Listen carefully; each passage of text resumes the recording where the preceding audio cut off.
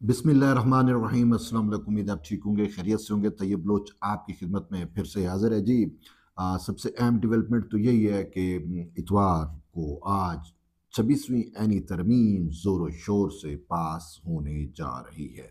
इस हवाले से जितने कयास थे, जितनी तखरीबकारियाँ थीं, जितना फितना था, जितना इंतशार था, जितना प्रोपेगंडा था, वो सब ख़त्म हो चुका।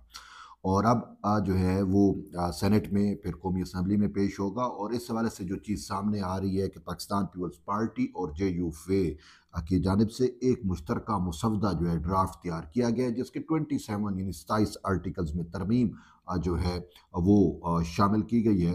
तो उस ड्राफ्ट को अब ये कहा जा रहा है कि हुकूमत भी उसको ओन कर रही है और हुकूमत भी उस पर वोट देगी और यूं आनी तरमीम जो है इंशाल्लाह हो जाएगी। और ये आज का दिन जो है वो पाकिस्तान की तारीख का एक नया दिन होगा। इस दिन पार्लिमान की बालादस्ती कायम फिर से कायम होगी। जुडिशियल इंटरफेरेंस पॉलिटिकल मैटर्स के अंदर उसका खात्मा होगा और फिर आम साइलिन को, आम लोगों को इंसाफ, फौरी इंसाफ फराहम करने का भी, फराहम होने का भी, बर वक्त फराहम होने का भी मौका मैसर आएगा। तो ये जो है वो आपकी फ़तह का दिन होगा, मेरी फ़तह का दिन होगा, पाकिस्तान की आवाम की फ़तह का दिन होगा। तो यूँ जो है इस पे बड़ा एक अरसे से तवील तर जो है डायलाग हुए, मुज़ाकरात हुए, तमाम पॉलिटिकल स्टेक होल्डर को इस तरमीम पर लेके आने की कोशिश की गई। और इस हवाले से अगर हम देखें तो जिस तरीके से हुकूमत ने हर मुमकिन अटैम्प्ट्स की, इसी तरीके से पाकिस्तान पीपल्स पार्टी के चेयरमैन बिलावल भुट्टो जरदारी भी मुतहरक हुए। हुकूमत जो है वो अपना होमवर्क कंप्लीट कर चुकी थी। हुकूमत के पास 2/3 मैनेज हो चुकी थी। तो इसके बावजूद हुकूमत चाहती तो पेश कर सकती थी, जो भी जिस तरीके से भी। लेकिन बिलावल भुट्टो जरदारी आड़े आए। उसने हुकूमत को कहा कि चूंकि आइन का मामला है तो हम चाहते हैं कि इस पर मैक्सिमम जो है वो कंसेंसस हो, इत्तेफाक राय हो, इत्तेफाक हो। हम स्टेक होल्डर से बात करते हैं, थोड़ा ताखीर सही लेकिन अच्छी तरीके से हम चाहते हैं कि इस पे कम से कम एतराज़ात हो, हर्फ ना उठा सकें। चूँकि आइन एक मुक़द्दस दस्तावेज़ होता है तो उसी के पेश नज़र हमें भी इसकी के तकद्दुस को कायम रखने के लिए वो तमाम तरीक़ेकार बरूए कार लाने हैं जो हमने 18वीं तरमीम में लाए, जो 1971 की कॉन्स्टिट्यूशन में लाए, ताकि पॉलिटिकल स्टेक होल्डर जो है, जो सियासी जमातें हैं, जो पार्लिमानी पार्टियां हैं, वो सब की सब ऑन बोर्ड हों। और इस हवाले से बेहतरीन कोशिश की गई। पाकिस्तान तहरीक इंसाफ को थ्रू मौलाना फजल रहमान भी ऑन बोर्ड लेने की कोशिश की गई। मौलाना फजल रहमान भी बीच बीच में कभी इधर कभी उधर, कभी तोला कभी सोना, कभी तो ये कभी तोला कभी मासा, सॉरी, कभी तोला कभी मासा, ये उनका जो है वो रहा। लेकिन एट दी एंड ये है कि जब हुकूमत ने कहा कि मौलाना साहब आप नागुज़ीर नहीं हो, बिलावल ने भी यही बात बार बार उनको समझाई कि मौलाना साहब आप आएंगे तो बिस्मिल्लाह, आपकी तरमीम आपकी चीज़ों के मुताबिक हम आइनी तरमीम करेंगे। बसूरत दीगर आप नहीं आएंगे तो हमें आपको मैनेज करके भी तरमीम तो करनी है। फिर हम अपनी मर्जी से तरमीम करेंगे। फिर ज़रूरी नहीं है कि आपकी ख्वाहिशात, आपकी तजावीज़ को जो है वो हम मद्देनज़र रखें। तो ये एक वहद मेन चीज़ है जिस पे मौलाना साहब जो है वो ना आते आते फिर मजबूरन आ गए। एक साइड पे वो तरीके इंसाफ को प्यारा करके बैठे थे और तरीके इंसाफ पे भी उन्होंने अपनी हुज्जत तमाम की है। लेकिन अब खबरें ये आ रही है कि फारवर्ड ब्लॉक भी बन चुका है, खासकर तरीके इंसाफ में। अब वो देखते हैं कि क्या सूरत हाल होगी, क्योंकि जब वोटिंग होगी ना तो सारी सूरत हाल क्लियर होगी। लेकिन बात यह है कि आज का अहम दिन है, तारीख में लिखा जाएगा और बिलावल भुट्टो जरदारी को बाकायदा तौर पर इसका सहरा जाता है कि उसने इत्तेफाक राय पैदा किया। मौलाना फजल रहमान भी अब आ चुके हैं।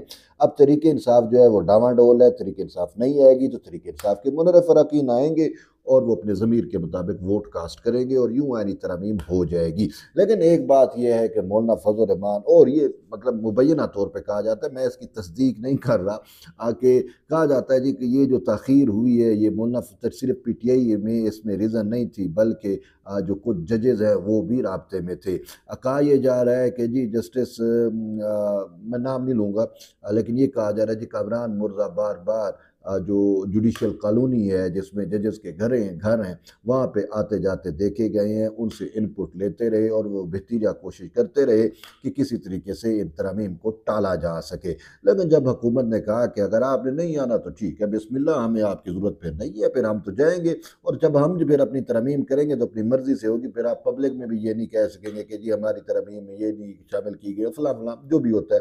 यही होता है ना कि वक़्त पे आपने प्ले करना है, खेलना है। तो यूँ जजेस की ख़्वाहिशात पे डे तो उन्होंने वो कराए, लेकिन अब इनफ़ इज़ इनफ़। तो आज संडे है और आज पार्लिमानी तारीख़ का एक नया दिन तुलू हुआ है और इंशाअल्लाह जब सूरज गरूब होगा तो आप देखेंगे पाकिस्तान की एक नई तारीख़ जो है वो रकम हो रही होगी या हो चुकी होगी या होने लगी होगी। तो यूँ जो है आइन की हुक्मरानी, पार्लिमान की बालादस्ती का जो एक ख्वाब था और जिसकी तगो-दो बिलावल भुट्टो ज़रदारी कर रहे थे, वो पूरा होने लगा है। और इसमें मेन चीज़ ये है कि मंसूर अली शाह का क्या होगा? आपसे मैं पूछता हूँ, आप अपने कमेंट्स दें, सही मंसूर अली शाह का क्या होगा? वो जो कंप्लीट जस्टिस किया करते थे, फिर कंप्लीट जस्टिस किसके साथ करेंगे? अब ये है कि इन तरमीम को चैलेंज किया जा सकता है। अब काज़ी फैज़ ईसा के होते हुए तो चैलेंज नहीं होंगी, होंगी भी सही तो फिर वो किस तरीके से, लेकिन उनके दिन बड़े कम रह गए हैं। तो अभी आगे का एक महाज़ पड़ा है, बहुत बड़ा महाज़ है, लेकिन इसमें सबसे पहले जो फिलबदी एक मैटर होगा ना, वो होगा चीफ जस्टिस पाकिस्तान की तैनाती जो अर्जेंसी में होनी है। अब काज़ी फैज़ ईसा को एक्सटेंशन का यही तो बिलावल भुट्टो ज़रदारी ने कहा कि उसको तब तोसी नहीं मिल रही और वो जो उसकी तोसी के राग अलापते थे, जो प्रोपेगेंडा करते थे, क्या अब वो माफ़ी माँगेंगे?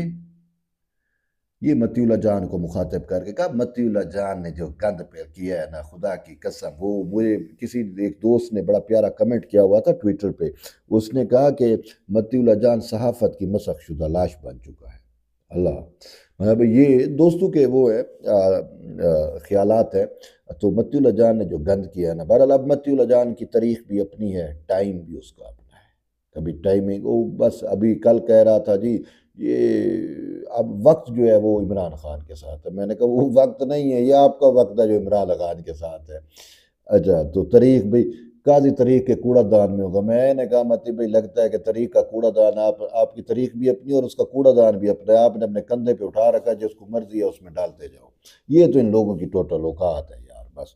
तो अभी मामला ये है कि अर्जेंसी ये होगी कि चीफ जस्टिस पाकिस्तान की तैनाती होनी है और कहा जा रहा है कि चीफ जस्टिस पाकिस्तान की तैनाती वो 12 रुकनी जो जुडिशल पैनल है उसके ज़रिए होगी और वज़ीर-ए-आज़म को भेजी जाएगी। बहरहाल वो 3 जजेस में से किसी एक को चीफ जस्टिस लगाया जाएगा और 3 में अगर देखें तो मंसूर अली शाह, सही मंसूर अली शाह फिर पहले नंबर पे हैं, मुनीब अख्तर दूसरे नंबर पे हैं, तीसरे हैं याह्या खान अफरीदी। अब याह्या खान अफरीदी का कूड़ा निकलेगा, फिर याह्या खान अफरीदी अगर इनकार कर गए तो फिर अमीनुद्दीन खान और नीचे जमाल और वो फिर उनमें से होगा। तो देखते हैं अभी सूरत हाल क्या इमर्ज होती है, किस तरीके से होती है। लेकिन चीफ जस्टिस फौरी अगर तैनात हो जाएगा और काजी साहब रिटायर हो गए और ऐसा चीफ जस्टिस तैनात हुआ जो आइन और पार्लिमान की बालादस्ती के साथ खड़ा होगा, तो फिर मामलात जो है बड़े बड़े बेहतर तरीके से चलेंगे। वरना फिर वही अगर कोई ऐसा चीफ जस्टिस आ गया कि अगर हुकूमत से मिसकैलकुलेट हो सकता है, तो फिर चीज़ें रिवर्स भी हो सकती हैं। तो बहरहाल कहने का मतलब ये है कि ये जंग अभी जारी है।